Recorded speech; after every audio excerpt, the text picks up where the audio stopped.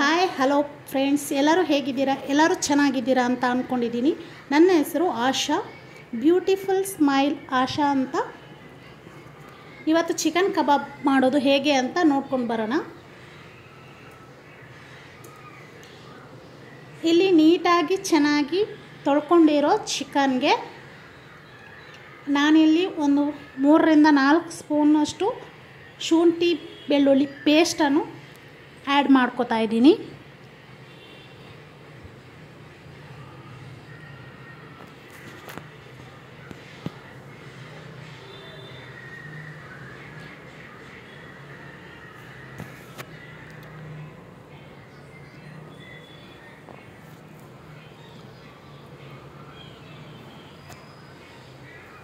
ಇಲ್ಲಿ 1.5 kg ಅಷ್ಟು chicken ಇದೆ. ನಂತರ ಇದಕ್ಕೆ ರೆಡಿಮೇಡ್ ಚಿಕನ್ ಕಬಾಬ್ ಪೌಡ್ರ್ ಆ್ಯಡ್ ಮಾಡ್ಕೋತಾ ಇದ್ದೀನಿ. ರೆಡಿಮೇಡ್ ಪೌಡ್ರ್ ತಗೊಂಡಿದ್ದೀನಿ.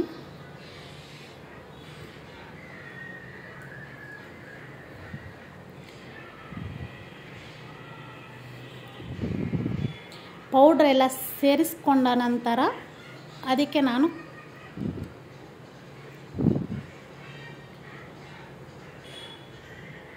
ಕಾರ್ನ್ ಫ್ಲವರ್ ಪೌಡ್ರ್ ತಗೋತಾ ಇದ್ದೀನಿ.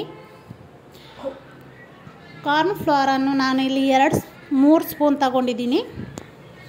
ನೀವು ಎಷ್ಟು ನೋಡ್ಕೊಂಡು ಹಾಕ್ಕೊಳ್ಳಿ. ನಾನಿಲ್ಲಿ 2ರಿಂದ 3 ಸ್ಪೂನಷ್ಟು ಕಾರ್ನ್ ಫ್ಲವರ್ ಪೌಡ್ರು ತಗೊಂಡಿದ್ದೀನಿ. ಇದು ಎಲ್ಲ ಮಾಲ್ಗಳಲ್ಲೂ ಅಂಗಡಿಗಳಲ್ಲೂ ಸಿಗುತ್ತೆ.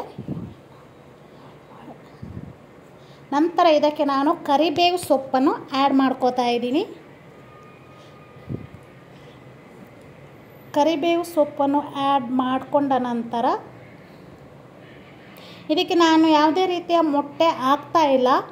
ಮೊಟ್ಟೆ ಬದಲು ಕಾರ್ನ್ ಫ್ಲವರ್ ಪೌಡ್ರ್ ಹಾಕೊಂಡಿದ್ದೀನಿ ಅಷ್ಟೇ. ನಂತರ ಇದನ್ನು ಚೆನ್ನಾಗಿ ಒಂದು ಸಲ ಮಿಕ್ಸ್ ಮಾಡ್ಕೊಳ್ಳಿ. ಈ ಪೌಡ್ರು ಚಿಕನ್ ಜೊತೆ ಮಿಕ್ಸ್ ಆದ ನಂತರ ಸ್ವಲ್ಪ ಇದಕ್ಕೆ ನಾನಿಲ್ಲಿ ಹುಣಸೆ ಹಣ್ಣಿನ ರಸ ಹಾಕ್ಕೊಂಡಿದ್ದೀನಿ. ನೀವು ಬೇಕಾದರೆ ಲೆಮನ್ ರಸನೂ ಹಾಕೋಬೋದು. ಲೆಮನನ್ನು ಇದಕ್ಕೆ ಹಾಕ್ಕೊಳ್ಬೋದು.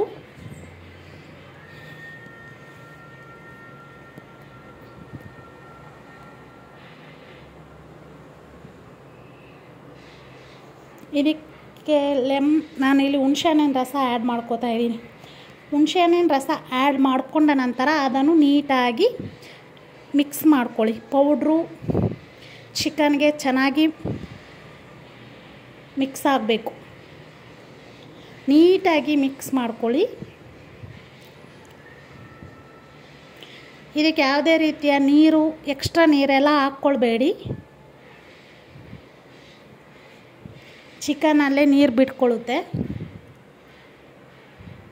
ನೋಡಿ, ಚೆನ್ನಾಗಿ ಮಿಕ್ಸ್ ಆದ ನಂತರ ಇದನ್ನು ಒಂದು ಬಾಣಲೆಯಲ್ಲಿ ಎಣ್ಣೆ ಬಿಸಿ ಮಾಡಿ, ಎಣ್ಣೆ ಚೆನ್ನಾಗಿ ಬಿಸಿ ಆಗಬೇಕು. ಬಿಸಿ ಆದ ನಂತರ ಎಣ್ಣೆಯಲ್ಲಿ ಚಿಕನನ್ನು ಹಾಕಬೇಕು.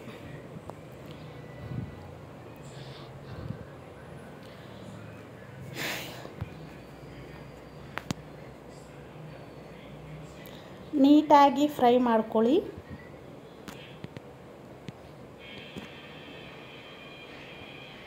ನೀಟಾಗಿ ನಾನಿಲ್ಲಿ ತೆಂಗಿನೆಣ್ಣೆ ಯೂಸ್ ಮಾಡ್ಕೊಂಡಿದ್ದೀನಿ. ನೀಟಾಗಿ ಚೆನ್ನಾಗಿ ಫ್ರೈ ಆದ ನಂತರ ಸ್ವಲ್ಪ ಸ್ವಲ್ಪ ಹಾಕ್ಕೊಂಡೆ ಫ್ರೈ ಮಾಡ್ಕೊಳ್ಳಿ.